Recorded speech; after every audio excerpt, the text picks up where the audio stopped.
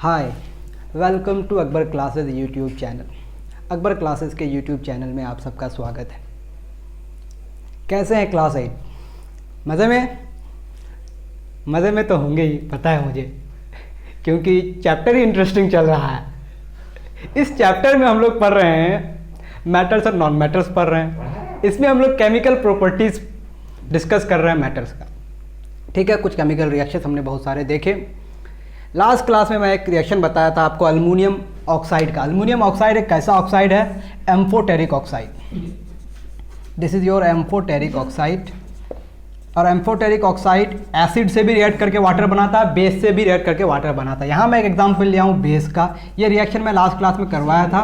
Product मैं sure नहीं था कि प्रोडक्ट का फॉर्मूला क्या होगा, मैं इसीलिए रिवाइज कर रहा हूँ। तो अल्मीनियम ऑक्साइड का सोडियम हाइड्रोक्साइड के साथ रिएक्शन करा रहे हैं। तो सोडियम हाइड्रोक्साइड एक बेस है, इसका मतलब ये एसिड की तरह बिहेव करेगा। अगर यहाँ एसिड लेते तो ये बेस की तरह बिहेव करता। तो सोडियम एल्यूमिनेट बनता है। सोडियम एल्यूमिनेट का ये हो गया आपका केमिकल फार्मूला प्लस वाटर बन गया। ये रिएक्शन मैं लास्ट क्लास में आपको बताया था, उसका सही केमिकल फार्मूला मैं लिख दिया। ठीक है, अब आज जो पढ़ने वाले हैं हम लोग, आज हमारा टॉपिक होगा displacement reaction. Metal reactivity series हम लोग सबसे पहले ही क्लास में पढ़े थे। केमिकल रिएक्शन जब शुरू किए थे मेटल्स और नॉन मेटल्स का, उसमें हम सबसे पहले आपको बताए थे मेटल रिएक्टिविटी सीरीज़। और मेटल रिएक्टिविटी सीरीज़ मेटल्स का एक ऐसा अरेंजमेंट है जहाँ पर मेटल्स की रिएक्टिविटी घटते जाती है धीरे धीरे। जो टॉप में है that very metal is the most reactive, और जो बॉटम में है वो लीस्ट रिएक्टिव। एटलीस्ट इनफैक्ट ये रिएक्ट ही नहीं करता है और सबसे ज़्यादा रिएक्शन उसका होता है। इसी के बेसिस पे कुछ डिस्प्लेसमेंट रिएक्शन है। तो डिस्प्लेसमेंट रिएक्शन होता क्या है, इसको हम लोग देखते हैं। ये आप लोग कॉपी कर लीजिए। ठीक है, डिस्प्लेसमेंट रिएक्शन क्या होता है, मैं कुछ एग्जांपल्स लेता हूँ। मैं एक बीकर लिया, दूसरा बीकर लिया, तीसरा बीकर लिया, 3 बीकर मैं ले रहा हूँ। सब में वाटर ले रहा हूँ मैं। तीनों बीकर में मैं वाटर लिया। एक बीकर ए है, एक बीकर बी है, एक बीकर सी है। ओके, इसमें मैं डाल रहा हूँ कॉपर सल्फेट। जो ही कॉपर सल्फेट को इसमें डिज़ोल्व करेंगे, इसका कलर हो जाएगा ब्लू। ठीक है, यानी कि कॉपर सल्फेट के क्रिस्टल्स को जब वाटर में डिज़ोल्व करेंगे आप, तो किस तरह का आपको सॉल्यूशन मिलेगा? ब्लू सॉल्यूशन मिलेगा। ठीक है, इसमें मैं डाल रहा हूँ आयरन सल्फेट। जो ही आयरन सल्फेट को आप डिज़ोल्व करेंगे, डिज़ोल्व हो गया तो AQ लिखते हैं, मतलब एक्वस सॉल्यूशन बन गया। तब इसका कलर हो जाता है green. This is your green solution. इसमें मैं डाल रहा हूँ जिंक सल्फेट। जिंक सल्फेट को जब डिज़ोल्व करेंगे आप, तब आपको वाइट कलर देगा, या फिर इसको कुछ लोग कहते हैं कलरलेस वाइट सॉल्यूशन बनेगा आपका। ठीक है, अब इस सॉल्यूशन में अगर मैं ऊपर से डालूं जिंक ग्रेन्यूल्स को, जिंक के टुकड़े को डालूं, इसमें मैं जिंक डालूंगा, मतलब जिंक को कॉपर सल्फेट के साथ रिएक्शन करा रहे हैं। कंटेनर ए में जब देखेंगे आप, आपके पास कॉपर सल्फेट का एक्वस सॉल्यूशन है, इसमें आप डाल रहे हैं जिंक। जो ही जिंक डालते हैं, जिंक को डालने की वजह से आप जानते हैं कि जिंक की केमिकल रिएक्टिविटी किससे ज़्यादा है? कॉपर से ज़्यादा है। इसका मतलब ये कॉपर अब सॉल्यूशन में रह नहीं पाएगा, मतलब उसके अपने कंपाउंड में वो रह नहीं पाएगा। क्यों? क्योंकि सामने उससे पावरफुल एलिमेंट आ गया। ज़्यादा पावरफुल एलिमेंट अगर आ जाता है तो वो लेस पावरफुल एलिमेंट को, पावरफुल का मतलब chemical reactivity, more reactive metal less reactive metal को उसके सॉल्यूशन से डिस्प्लेस कर देता है। डिस्प्लेस करने का मतलब अब ये डिज़ोल्व है। डिज़ोल्व क्यों है? जब तक ये अकेले था तब तक ये क्या था? Cu+2AQ के फॉर्म में था। ठीक है, और SO4 -2AQ के फॉर्म में है। ये पहले भी रहेगा, बाद में भी रहेगा। डिज़ोल्व है मतलब आयंस के फॉर्म में। जब तक डिज़ोल्व है तब तक आयंस है। आ रही बात समझ में? और इसको डिज़ोल्व क्यों ही किए हम लोग? इसकी केमिकल रिएक्टिविटी ज़्यादा है। इसकी केमिकल रिएक्टिविटी ज़्यादा होने की वजह से ये डिज़ोल्व स्टेट से अनडिज़ोल्व स्टेट में आ जाता है, मतलब सॉलिड बन गया।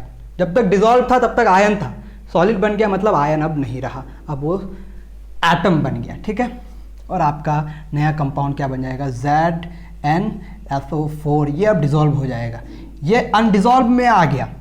जो अनडिज़ोल्व था वो डिज़ोल्व स्टेट में आ गया, यानी कि पहले था Cu+2, अब बन जाएगा आपका Zn+2AQ।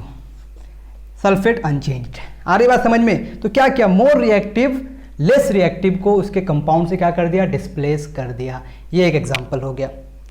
आ रही बात समझ में? तो क्या हो गया, आप लिख सकते हैं a chemical reaction in which more reactive, क्योंकि मेटल का है तो आप मेटल बोल सकते हैं, फिर एलिमेंट बोल सकते हैं। More reactive element displaces the less reactive element from its solution और मॉल्टन स्टेट। मॉल्टन स्टेट का मतलब अगर ये रिएक्शन आप सॉलिड स्टेट में कराएंगे तो reaction will not occur.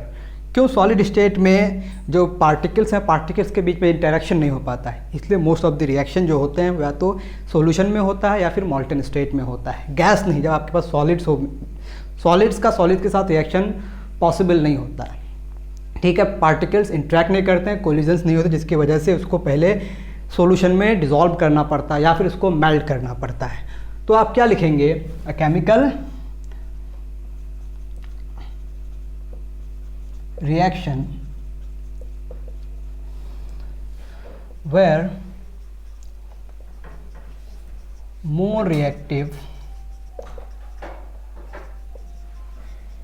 element displaces less reactive element.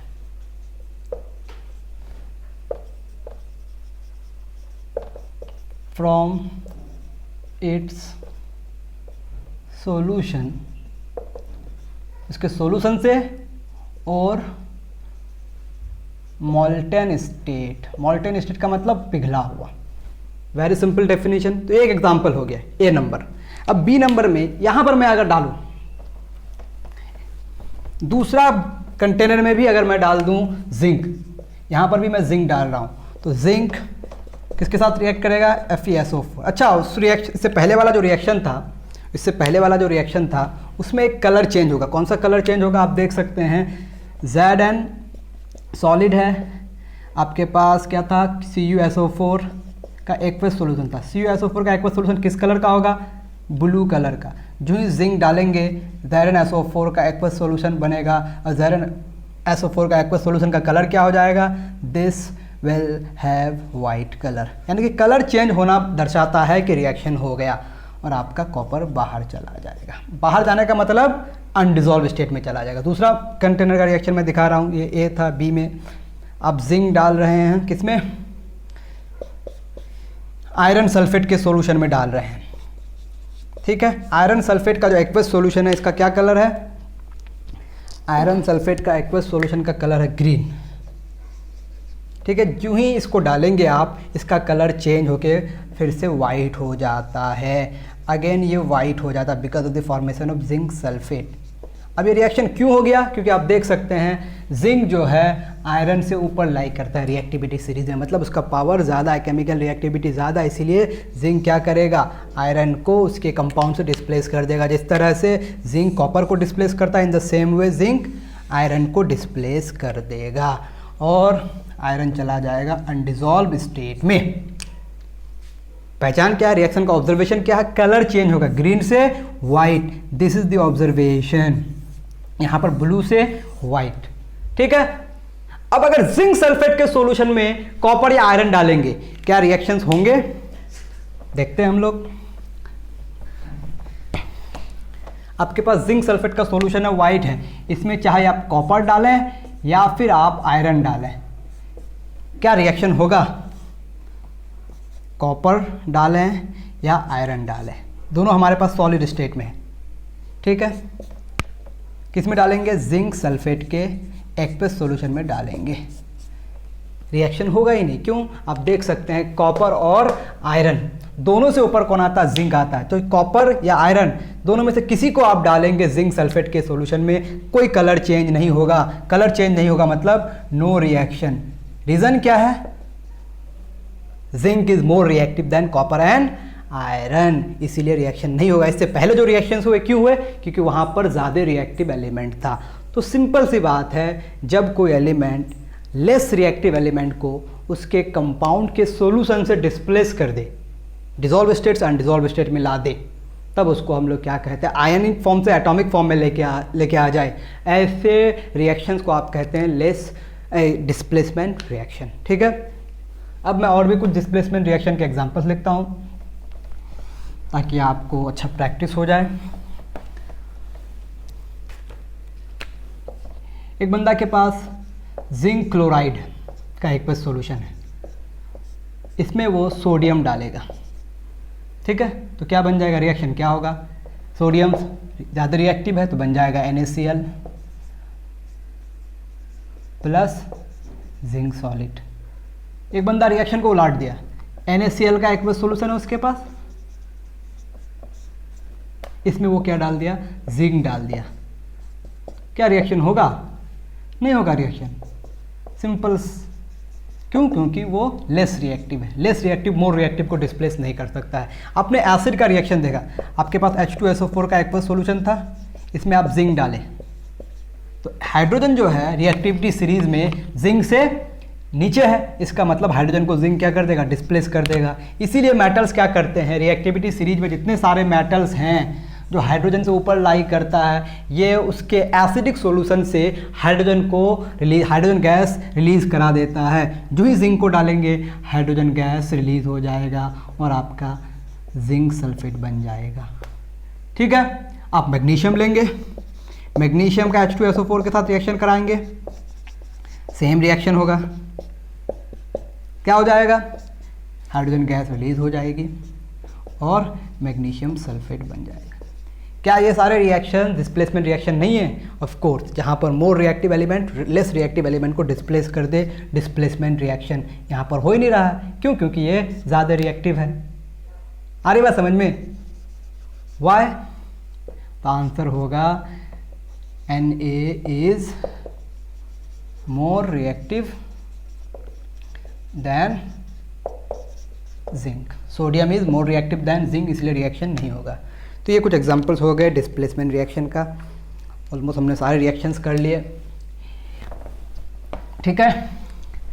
अब हम लोग लास्ट क्लास में पढ़े थे, कोरोजन भी पढ़े थे। कोरोजन में हम देखे थे कि कोरोजन एक अनवांटेड रिएक्शंस होते हैं जिसमें मेटल का सरफेस एटमॉस्फेरिक गैसेस के साथ रिएक्ट करता है। एटमॉस्फेरिक गैसेस से रिएक्ट करने के बाद उसके सरफेस में एक नया सब्सटेंस बनता है, एक नई कोटिंग बनती है, जिससे वो धीरे धीरे डैमेज होने लगता है। This very reaction is called corrosion. इसमें आयरन का एग्जांपल देखे थे हम लोग देखे थे कॉपर का एग्जांपल। अल्मीनियम के केस में क्या होता है, अल्मीनियम के केस में अल्मीनियम भी एटमॉस्फेरिक ऑक्सीजन के साथ धीरे धीरे रिएक्ट करता है, ठीक है। एटमॉस्फेरिक ऑक्सीजन के साथ रिएक्ट करने के बाद Al2O3 बनाता है। ये Al2O3 जो लेयर होती है अल्मीनियम के सरफेस पे, this layer is a protective layer, ठीक है। जैसे रस्ट बनता है, रस्ट एक प्रोटेक्टिव लेयर नहीं है, लेकिन अल्मीनियम ऑक्साइड जब एक बार बन गया ये एक प्रोटेक्टिव लेयर की तरह काम करता है। प्रोटेक्टिव लेयर का मतलब जाहिर सी बात है, जब आयरन आर्टिकल्स को आप कलर कर देंगे तो फर्दर एटमॉस्फेरिक गैसेस के कांटेक्ट में नहीं आएगा, तो फर्दर रस्टिंग नहीं होती, उसी तरह से। लेकिन रस्ट एक बार जब होता है तो रस्ट एक प्रोटेक्टिव लेयर नहीं है, लेकिन अल्मीनियम ऑक्साइड का जो लेयर है सर अल्मीनियम के सरफेस पर, वो एक प्रोटेक्टिव लेयर है। इसीलिए अल्मीनियम आर्टिकल्स का रस्टिंग नहीं होता है। हालांकि अल्मीनियम आयरन से ज़्यादा रिएक्टिव है, लेकिन इसका कोरोजन नहीं होता है। क्यों, क्योंकि अल्मीनियम ऑक्साइड एक प्रोटेक्टिव लेयर बनाता है। तो ये एक फैक्ट फाइल है, इसको आप लिख भी सकते हैं।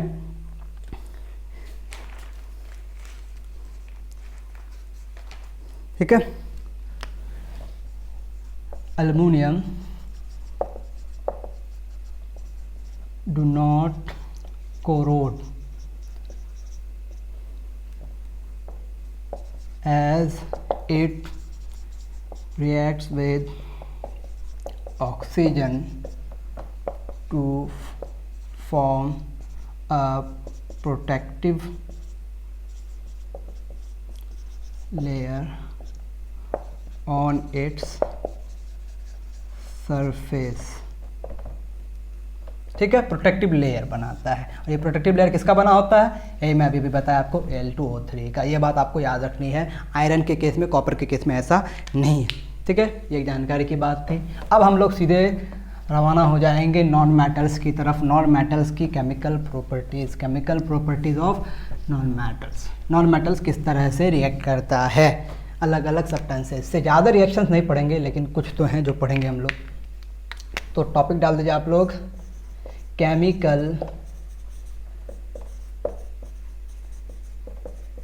Reactions of non metals. ठीक है, नॉन मेटल्स के केमिकल रिएक्शंस हम लोग देखेंगे। इससे पहले जान लें कि एक फास्फोरस के बारे में आप जानते होंगे। फास्फोरस, इसको हम लोग P4 लिखते हैं, ये टेट्रा एटॉमिक फॉर्म में रहता है जनरली। फास्फोरस ये आपका है फास्फोरस। फास्फोरस ये बहुत ही रिएक्टिव है, हाईली रिएक्टिव है ये, highly reactive towards oxygen. Oxygen के साथ बहुत ज़्यादा ज़ोर से रिएक्ट कर जाता है ये।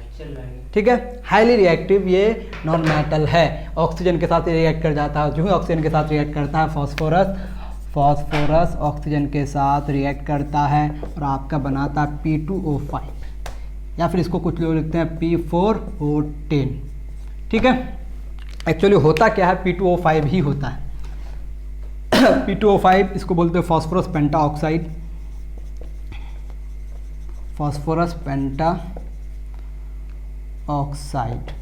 लेकिन ये एग्जिस्ट नहीं करता है, डू नॉट एग्जिस्ट, ये एग्जिस्ट नहीं करता है। क्यों? क्योंकि ये फर्दर अपने दूसरे मॉलिक्यूल से रिएक्ट करता है। इसको हम लोग बोलते हैं डाइमराइजेशन। डाइमराइजेशन होता है मतलब दो मॉलिक्यूल इसका जुड़ता है और बन जाता है इसका P4O10। ये एग्जिस्ट करता है, डू एग्जिस्ट। आ रही बात समझ में? तो ये एग्जिस्ट करता है, ये एग्जिस्ट नहीं करता। बनता ये है लेकिन एग्जिस्ट ये करता है। क्यों? क्योंकि डाइमेराइजेशन हो जाता है। डाई का मतलब दो, मराइजेशन का मतलब दो मॉलिक्यूल आपस में जुड़ के एक नया मॉलिक्यूल बन जाना। ठीक है, ये रिएक्शन होता है। This reaction is very violent और फास्फोरस में आग लग जाती है। आप लोग जानते हैं ऑक्सीजन से रिएक्ट करने का मतलब बर्निंग प्रोसेस जनरली होता है। जनरली बर्निंग प्रोसेस में ऑक्सीजन के साथ रिएक्शन होता है, तो यहाँ भी वही खेल होता है। तो फास्फोरस बहुत ज़्यादा रिएक्टिव है टुवर्ड्स ऑक्सीजन। ये सारे रिएक्शंस होते हैं, लेकिन खास बात क्या है कि आग लग जाती है नॉर्मल टेम्परेचर में। Highly reactive towards oxygen at room temperature, यानी कि ऐसे ही किसी कंटेनर में इसको रख नहीं सकते हैं। फास्फोरस सॉलिड है एक्चुअली, इस सॉलिड को आप ऐसे ही किसी कंटेनर में रख नहीं सकते हैं। तो कहाँ रखना पड़ता है? इसीलिए phosphorus is stored in water. Water में इसको रखा जाता है। क्यों? It catches fire in the normal room temperature. Room temperature में ये क्या करता है? आग लग जाती है इसमें, जिसकी वजह से इसको किस में रखा जाता है? वाटर में रखा जाता है। ये फास्फोरस के बारे में एक स्पेशल बात हो गई। अब जनरल हम लोग नॉन मेटल्स के रिएक्शंस को देखेंगे। ओके, ऑक्सीजन से ही देखते हैं। सबसे पहले हम लोग रिएक्शन विद ऑक्सीजन। जिस तरह से मेटल अलग अलग कंडीशन में ऑक्सीजन के साथ रिएक्ट करता है, इसी तरह से नॉन मेटल भी अलग अलग कंडीशन में रिएक्ट करेंगे। लेकिन नॉन मेटल जनरली गैसेज हैं, इसीलिए सारा आसानी से रिएक्ट कर जाता है। थोड़ा सा हीट करता है, रिएक्शन हो जाता है। तो पहला हम लोग पढ़ेंगे रिएक्शन विद ऑक्सीजन। ऑक्सीजन के साथ रिएक्शन का मतलब ही है बर्निंग। बाद में आप पढ़ेंगे कंबशन, जिसमें पढ़ेंगे कि जलना ही है। एक्चुअली हाइड्रोजन है, हाइड्रोजन को जलाएंगे आप, कंबशन में लेके जाएंगे तो क्या करेगा? ऑक्सीजन गैस से रिएक्ट करेगा और H2O गैस बनेगा। इस रिएक्शन में बहुत ज़्यादा एनर्जी रिलीज होती है, क्योंकि हाइड्रोजन एक हाईली कंबस्टिबल गैस है, इसलिए इसको एज अ फ्यूल यूज़ करते हैं। इस तरह से कार्बन है। कार्बन मतलब आपके पास कोल है, चारकोल है, जिसमें कार्बन होता है। कार्बन ले लिया आप, कार्बन को ऑक्सीजन के साथ रिएक्ट करा रहे हैं। ठीक है, अगर कंप्लीट कंबशन हो गया, कैसा कंबशन? कंप्लीट कंबशन हो गया। कंप्लीट कंबशन का मतलब ऑक्सीजन का सफिशिएंट सप्लाई है, enough amount of oxygen available है, तब बनता है कार्बन डाइऑक्साइड। ठीक है, अगर आप कार्बन सॉलिड का ऑक्सीजन के साथ रिएक्शन कराएंगे, मतलब जलाएंगे ऑक्सीजन के प्रेजेंस में, ठीक है, हीट करेंगे ऑक्सीजन के प्रेजेंस में, लेकिन ऑक्सीजन की अवेलेबिलिटी कम है। यहाँ पर इनफ ऑक्सीजन है, लेकिन यहाँ पर इनफ से थोड़ा कम है, यानी कि इनकम्प्लीट कंबशन होगा। कैसा कंबशन होगा? Incomplete combustion. पंखा चलाइए तो भैया। इनकम्प्लीट कंबशन होगा तो क्या बन जाएगा? Carbon monoxide. ये हो गया कार्बन मोनोऑक्साइड, कार्बन मोनोऑक्साइड। और ये हो गया आपका कार्बन डाइऑक्साइड। ये कार्बन के केस में ये सारे केस हैं कि डाइऑक्साइड बनेगा कंप्लीट कंबशन, जब आपके पास इनफ ऑक्सीजन हो, और यहाँ पर इनफ नहीं है, not enough, not enough oxygen मतलब सफिशिएंट नहीं है। तो जनरली नॉन मेटल्स ऑक्सीजन के साथ रिएक्ट करके क्या बन रहा है, ऑक्साइड बन रहा है। ठीक है, हाइड्रोजन एक फ्यूल है, ये सारे फ्यूल ही हैं, सारे के सारे कंबशन हैं, ये सारे के सारे क्या हैं, कंबशन हैं, याद रखेंगे।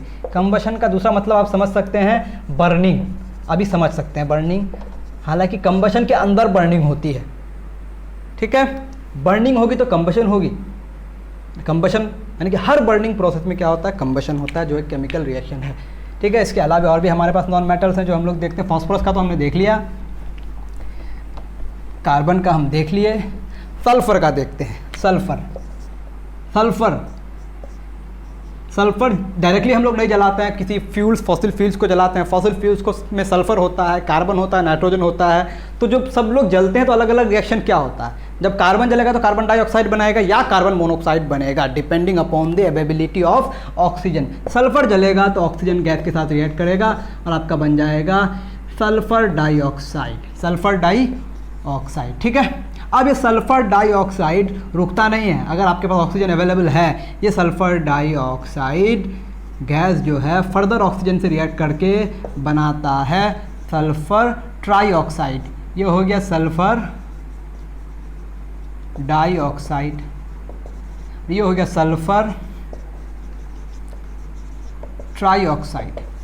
ठीक है, इसी तरह से नाइट्रोजन अगर आपके पास है, नाइट्रोजन किसके अंदर होगा, ये हम लोग क्या कर रहे हैं, नाइट्रोजन गैस को नहीं जला, नाइट्रोजन गैस को भी आप जला सकते हैं। ठीक है, हम कह रहे हैं कि नाइट्रोजन अगर आपके किसी फॉसिल फ्यूल के अंदर था, चलो नाइट्रोजन गैस को ही हम लोग जलाते हैं। नाइट्रोजन गैस का मतलब N2 गैस है आपके पास, ये एटमॉस्फेरिक ऑक्सीजन के साथ रिएक्ट करेगा, जलाने पर डायरेक्ट रिएक्ट नहीं होगा, डायरेक्ट रिएक्ट सिर्फ फॉस्फोरस करेगा। ठीक है, क्या बन जाएगा, नाइट्रोजन डाइऑक्साइड बनेगा, जो एक गैस है। क्लियर हो रही है बात, रिएक्शन को बैलेंस कर देते हैं। इस तरह से सारे रिएक्शंस को आप बैलेंस कर सकते हैं। 2 नाइट्रोजन ऑक्सीजन, यहाँ 4 हो गया, बराबर हो गया। यहाँ इस रिएक्शन को बैलेंस करते हैं, यहाँ पर क्या होगा, सल्फर कितना है 1, यहाँ पर 1, ऑक्सीजन यहाँ पर 2, 4, इधर कितना है आपका 3 है, तो यहाँ 2 कर दिए तो कितना हो गया, 3 दूनी 6, तो यहाँ लगा दिए 2, 2 दूनी 4 और 2 6, बराबर। इस तरह से रिएक्शंस को आप बैलेंस कर सकते हैं, वेरी सिंपल। नाइट्रोजन हो गया, सल्फर हो गया, यही सारे हमारे पास नॉन मेटल्स हैं जिसका ऑक्सीजन के साथ हम लोग रिएक्शन कराते हैं। वाटर के साथ नॉन मेटल का कोई रिएक्शन नहीं है स्पेसिफिक, बाकी रिएक्शन नहीं, यही इसके स्पेसिफिक रिएक्शंस हैं। अब जितने सारे नॉन मेटालिक ऑक्साइड्स हैं, ये नॉन मेटालिक ऑक्साइड का नेचर क्या है, नेचर को समझने के लिए इसको पानी में डालेंगे हम लोग। जैसा कि आपके पास कार्बन डाइऑक्साइड है, कार्बन डाइऑक्साइड गैस है, इसको आप वाटर में डिज़ोल्व करेंगे। जो ही वाटर में डिज़ोल्व करेंगे तो एक एसिड बनेगा जिसका नाम है H2CO3, इसको हम लोग बोलते हैं कार्बोनिक एसिड, क्योंकि ये एक नॉन मेटालिक ऑक्साइड है। नॉन मेटालिक ऑक्साइड को पानी में डिज़ोल्व करने के बाद एसिड बनता है, इसका मतलब ये एक एसिडिक क्या है, एसिडिक ऑक्साइड है। कैसा ऑक्साइड है, एसिडिक ऑक्साइड। ये किसका ऑक्साइड है, नॉन मेटल का। तो नॉन मेटालिक ऑक्साइड जितने सारे होंगे, नॉन मेटालिक ऑक्साइड्स जो होते हैं वो एसिडिक नेचर के होते हैं। किस नेचर के होते हैं, एसिडिक नेचर होते हैं। वाई, क्योंकि इसका एक्वस सॉल्यूशन जब इसको पानी में डिज़ोल्व करते हैं तो ये एसिड का फॉर्मेशन करता है। लेकिन ये हर जगह ऐसा केस नहीं, एक्सेप्शंस भी हैं, कुछ न्यूट्रल ऑक्साइड्स भी होते हैं। ये एसिडिक ऑक्साइड हो गया।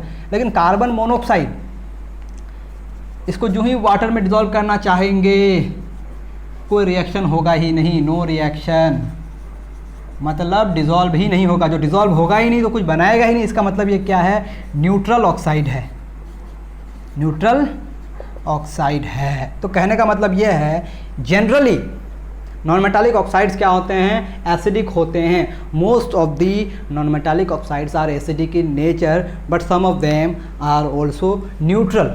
ठीक है, तो जनरल केस क्या लिखेंगे, most of the non metallic oxides are acidic